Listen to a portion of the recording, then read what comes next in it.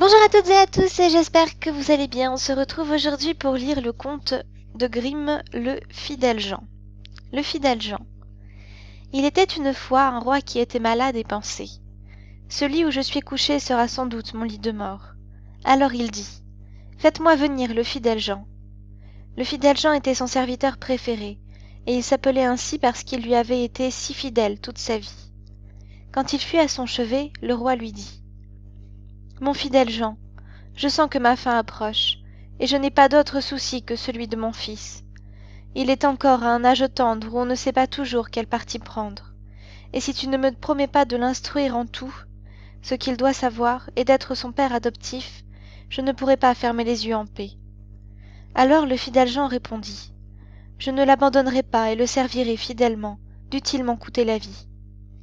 Et le vieux roi lui dit, en ce cas, je mourrai sans crainte et en paix. Puis il ajouta, après ma mort, tu lui montreras tout le château, toutes les chambres, les salles, les souterrains et les trésors qui y sont. Mais tu ne lui montreras pas la dernière chambre au bout du long couloir où est caché le portrait de la princesse du toit d'or. S'il aperçoit ce portrait, il concevra pour elle une passion violente et tombera en syncope, et sera à cause d'elle exposé à de grands malheurs.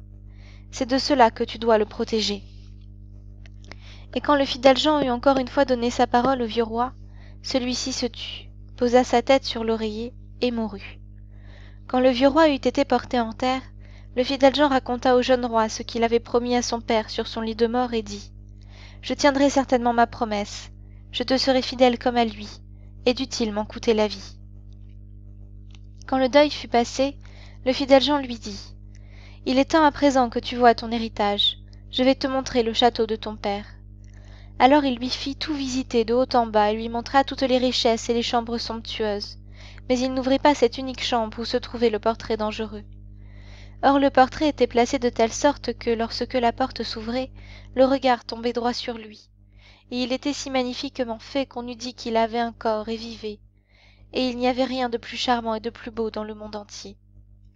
Cependant, le jeune roi ne fit pas sans remarquer que le fidèle Jean passait toujours devant la même porte, et il lui dit « Pourquoi ne m'ouvres-tu jamais cette porte-là ?»« Il y a quelque chose dedans, répondit-il, qui te causera une grande frayeur. » Mais le jeune roi répondit, « J'ai vu tout le château, je veux savoir aussi ce qu'il y a là-dedans. » Il alla donc et voulut forcer la porte.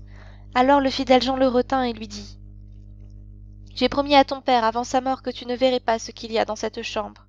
Il pourrait s'en suivre de grands malheurs pour toi et pour moi. »« Que non, répondit le jeune roi. Ma perte est bien plus sûre si je n'y entre pas.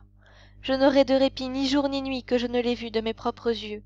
Je ne quitterai pas la place tant que tu ne m'auras pas ouvert. » Alors le fidèle Jean vit qu'il n'y avait plus rien à faire, et le cœur serré, en soupirant à fendre l'âme, il chercha la clé dans son grand trousseau. Quand il eut ouvert la porte, il entra le premier, pensant cacher le portrait afin que le roi ne le vît pas avant lui. Mais à quoi bon? Le roi se dressa sur la pointe des pieds et regarda par-dessus son épaule. Et quand il aperçut le portrait de la jeune fille, qui était si splendide et étincelée d'or et de pierreries, il tomba sans connaissance. Le fidèle Jean le releva, le porta sur son lit et se dit soucieux. Le malheur est arrivé. Dieu, que va-t-il advenir? Puis il lui donna du vin pour le réconforter jusqu'à ce qu'il retrouvât ses esprits. Le premier mot qu'il prononça fut « Ah, qui est la femme de ce beau portrait ?» « C'est la princesse du toit d'or, répondit le fidèle Jean. Alors le roi continua. Mon amour pour elle est si grand que si toutes les feuilles des arbres avaient des langues, elles ne pourraient pas l'exprimer. Je mets ma vie en jeu pour l'obtenir. Tu es mon fidèle Jean. Il faut que tu m'aides. Le fidèle Jean réfléchit longtemps à la façon d'entreprendre la chose, car il serait difficile d'aller simplement se présenter à la princesse. Enfin il imagina un moyen et dit au roi. Tout ce qui l'entoure est d'or, table, chaises, plats, coupes, bols et tous ustensiles de ménage. Dans ton trésor il y a 5 tonnes d'or. Donne-en une aux orfèvres du royaume, qui en feront toutes sortes de vases et de récipients, et toutes sortes d'oiseaux, de bêtes sauvages et fabuleuses. Ça lui plaira. Nous irons la trouver avec ces objets et nous tenterons notre chance. Le roi envoya chercher tous les orfèvres. Ils durent travailler jour et nuit jusqu'à ce que fussent enfin achevées les pièces les plus superbes. Lorsqu'on eut chargé tout cela sur un navire, le fidèle Jean revêtit des habits de marchand, et le roi dut faire de même pour se rendre tout à fait méconnaissable.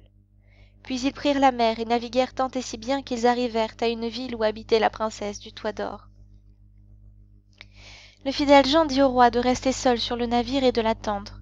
« J'amènerai peut-être la princesse avec moi, dit-il. C'est pourquoi veillez à ce que tout soit en ordre. Faites exposer les objets d'or et parez tout le bateau. » Là-dessus, il fit un choix de toutes sortes d'objets qu'il mit dans son tablier, descendit à terre et se dirigea tout droit vers le château royal. Quand il arriva dans la cour, il vit à la fontaine une belle jeune fille qui avait 2 seaux d'or à la main et puisait de l'eau. Et quand elle se retourna, voulant emporter l'eau scintillante, elle aperçut l'étranger et lui demanda qui il était. « Je suis marchand, répondit-il, et entr'ouvrant son tablier, il lui montra ce qu'il y avait dedans. « Oh, la belle vaisselle d'or !» s'écria-t-elle, puis elle posa ses seaux et admira les objets l'un après l'autre. La jeune fille dit alors « Il faut que la princesse voie cela, elle prend tant de plaisir aux objets d'or qu'elle vous achètera tout. » Elle le prit par la main et le conduisit en haut, car c'était la camériste. Quand la princesse vit les articles, elle fut toute joyeuse et dit « C'est si joliment travaillé que je t'achète tout. » Mais le fidèle Jean répondit « Je ne suis que le serviteur d'un riche marchand. Ce que j'ai là n'est rien à côté de ce que mon maître a placé sur son navire, et ce sont les choses les plus ingénieuses et les plus précieuses qui furent jamais façonnées en or. » Elle voulut qu'on lui montrât tout.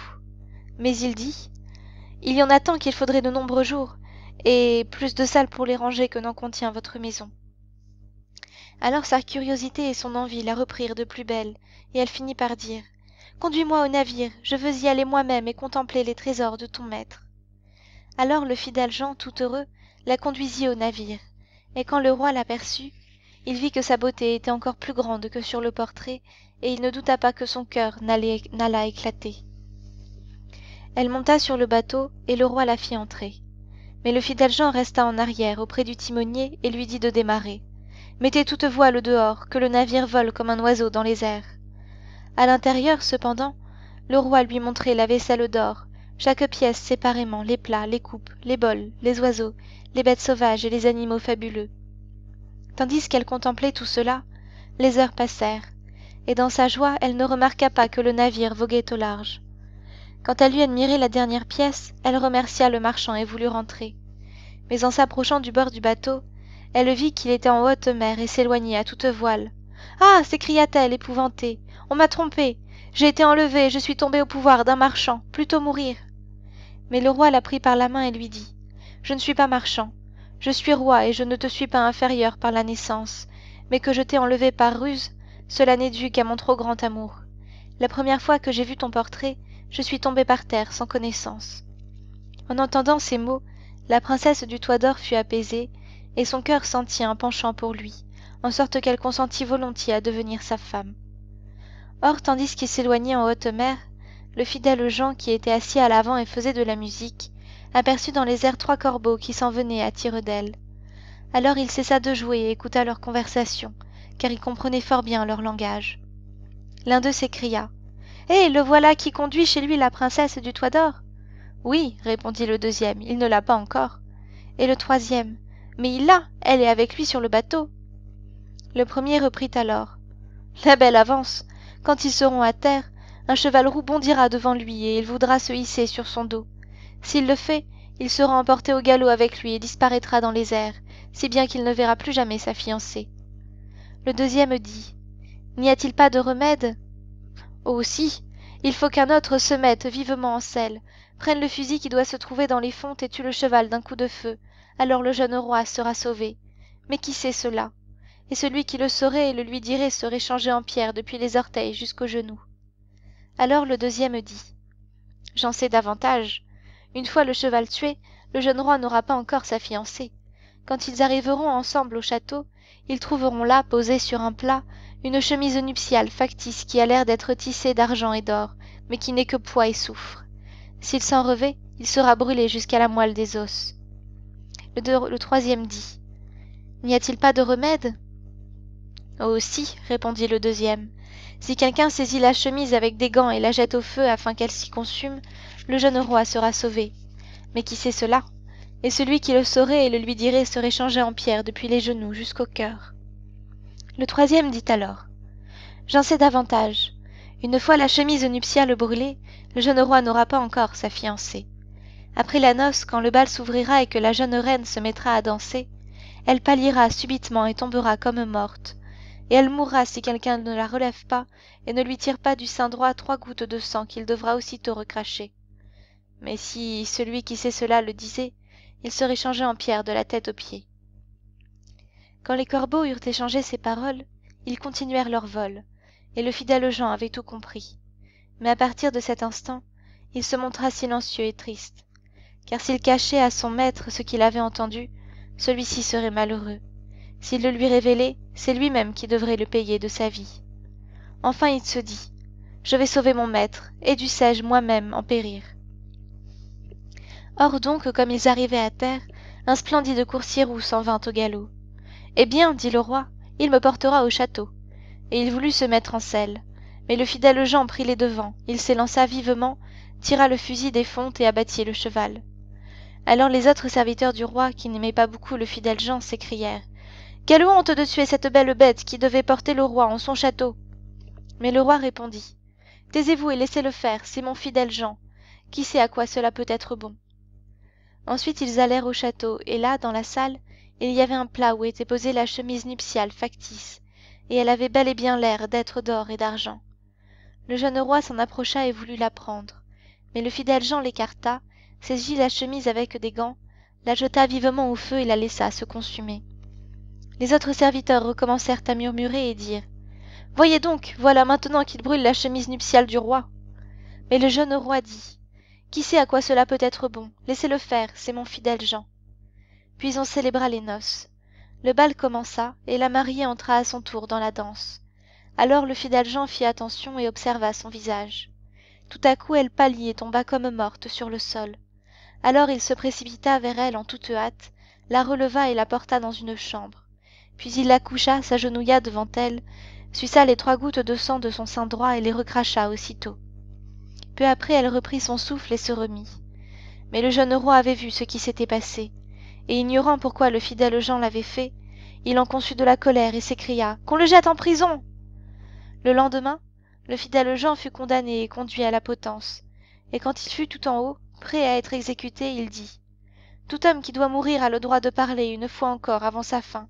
Aurais-je ce droit aussi ?» « Oui, répondit le roi, je te l'accorde. » Le fidèle Jean dit alors « Je suis injustement condamné et je t'ai toujours été fidèle. » Et il raconta comment il avait entendu la conversation des corbeaux en mer, et tout ce qu'il avait dû faire pour sauver son maître.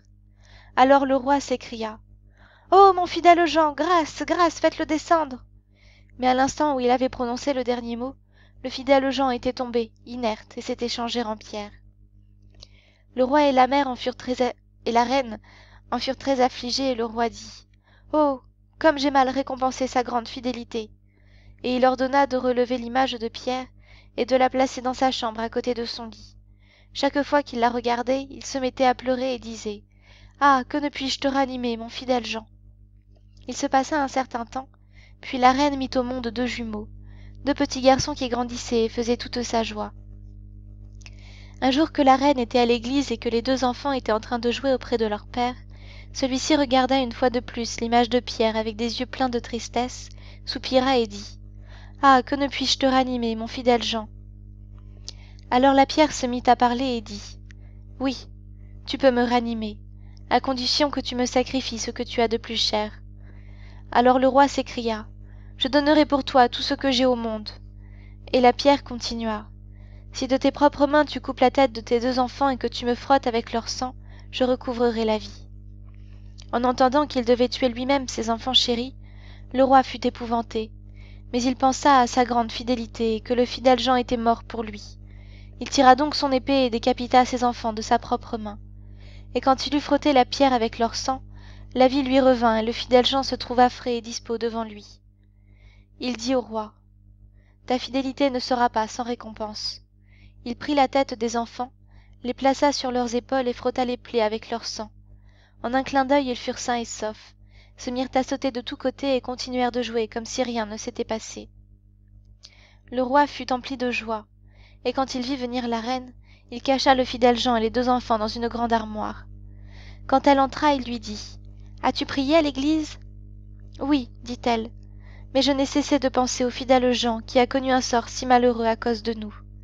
Alors il dit, ma chère femme, nous pouvons lui rendre la vie, mais cela nous coûtera nos 2 petits garçons. Il nous faudra les sacrifier.